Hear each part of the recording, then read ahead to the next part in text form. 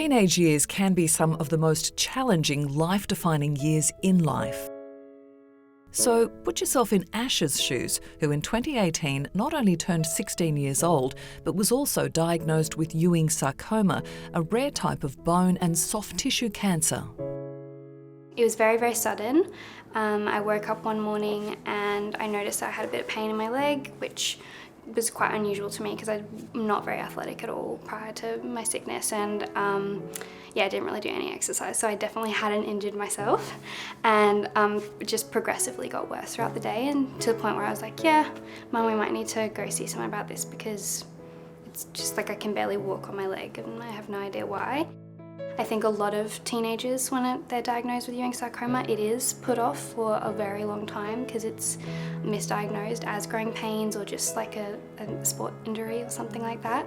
But because I wasn't athletic and I had kind of stopped growing, she organised for me to have an MRI the next day, and then by the end of the week I was at the Children's Hospital meeting my oncologist and some orthopaedic surgeons.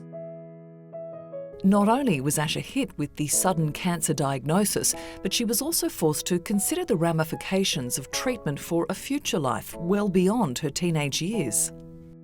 So I had the chance to do IVF, so I've got 18 little eggs frozen.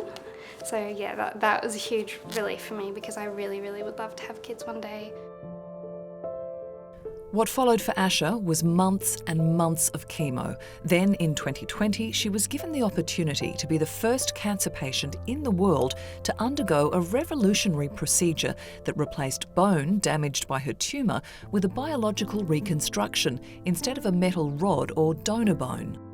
So she's got a polymer bone scaffold in her leg, and then that was surrounded by bone graft, and with an aim for the bone to grow back around it.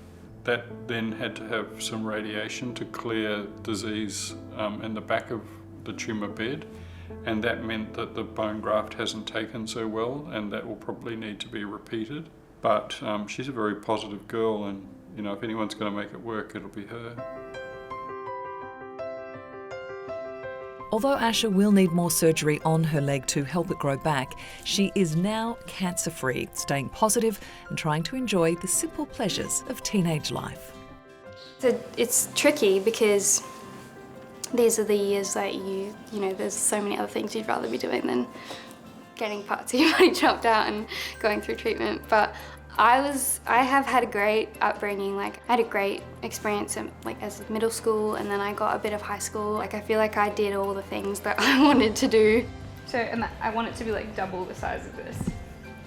And I'm grateful that I'm grateful. I'm grateful that I see things that I didn't used to, waking up and whatever the sky's doing. I think, living in the hospital for a few months and not getting to go outside, and then now every day is wow, look at what this guy's doing, because I didn't see it for so long.